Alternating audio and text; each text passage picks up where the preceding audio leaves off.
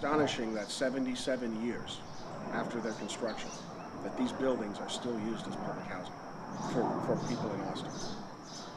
That says a lot about the build quality of those buildings, the original design standards that went into their construction. There's nothing fundamentally flawed with the buildings. I push back on any suggestion that those buildings need to come down because you need to prove to me that they should come down.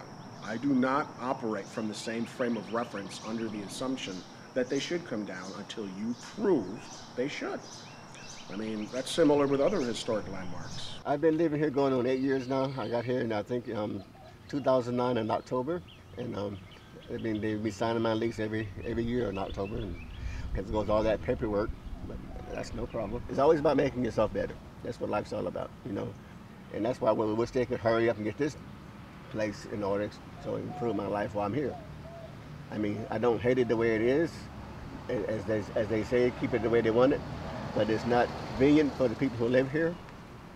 We don't have what we actually need to have because of the lifestyle here. A lot of the guys here don't even have their own window units. That's my window unit, and that's my washing machine in there. Pay for all that. I wish they had where we had dryers, but I'm happy that we got the clothesline, which is nice too. So everything is nice and convenient. I'm thrilled with the stuff we got what we got. I just wish we can get it up to date. You know, just get some real central air and heat. Get the walls where they're not bricks. I can hang my pictures. See, I got my pictures taped up on the wall, right? I like looking at my family. It'd be nice to have them on frames and like regular people do. And then I don't have to hear people talking through the walls. But Rosewood Courts is in some of the most high-pride. When it was built, it was scarcely in the city limits. It was specifically cited there because it would be out of sight of white people. What about now? Now it's technically considered to be in what Austin is already starting to call its downtown, or the East End.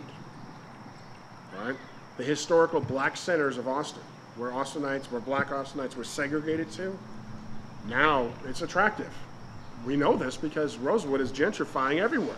There is private sector spec housing being built next to Rosewood right now, which puts the lie to this idea that it's undesirable, it's a crime-infested slum. No, private sector capital is going there now. Is that like a project for you?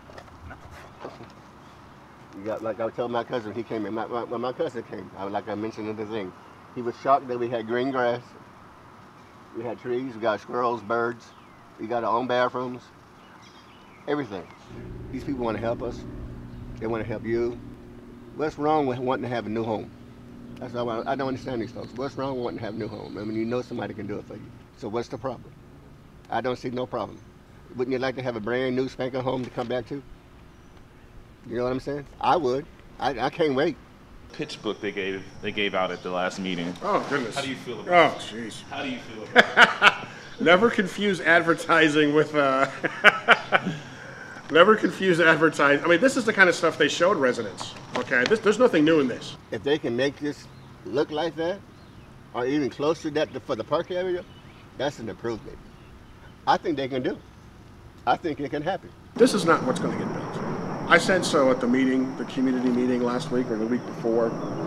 You know, these are conceptual drawings that are marketing materials. Okay, I mean, in order to understand what actually is likely to happen, you have to look at the evidence. You have to look at the track record. You think it's just a dream, though? I hope not. I hope. See, that's the thing. I mean, I've been here like I said, going 8 years. I think they've been talking about this now for four or 5 years, and it ain't nothing. Nothing's happened, and that's why I've never been going because ain't nothing been happening. And now I know why nothing been happening because they don't want to deal with. They have to deal with these historical people. It's a public asset. Everybody gets to weigh in. If you pay tax, and even renters pay tax to support public institutions like public education, you get to have a say. That's what democracy means. Same thing here. It is fundamentally a logical non sequitur to suggest that this is only the current residents. Rosewood is nationally significant, even internationally significant. It's a larger discussion than just the current tenants. I don't understand this about why they want to hold on to an old building when they can make that building new and benefit people. The people who need to use it as public housing, of course, have legitimate needs. But, you know, these arguments that the housing authority has put forth for demolition, such as the units are too small, the barracks-like appearance of the housing, people can't hang pictures on the wall, there's no heating, ventilation, and cooling inside the structures, these kinds of things. These are all things that the housing authority has received, millions of dollars in subsidies from HUD for decades. So if Rosewood is run down, it's largely the fault of the housing authority itself. Now, it isn't actually all that run down. There is an empirical discussion to be had about what would need to take place in terms of upgrading the buildings, but it's mainly a technical discussion. It's not complicated. It wouldn't be that difficult or that expensive to upgrade Rosewood. It could be done, but the housing authority doesn't want to have that conversation because they pre-decided that the buildings are worthless or not worth saving. It should be torn down. And asking the question why they believe that is an important question to ask. This property is for us. It's for people who are low income or who are on government assistance.